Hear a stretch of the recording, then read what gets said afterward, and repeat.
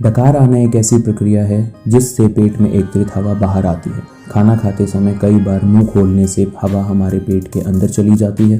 भोजन नली में छाती और पेट के बीच एक दरवाजे के समान एक रचना होती है जो भोज्य पदार्थों को निकलते समय खुल जाता है और भोजन के पेट में प्रवेश करने के बाद बंद हो जाता है। यही दरवाज़ा पाचक रसों को बाहर आने से रोकता है। इस प्रक्रिया के बाद हमारे पेट में कुछ हवा एकत्रित हो जाती है।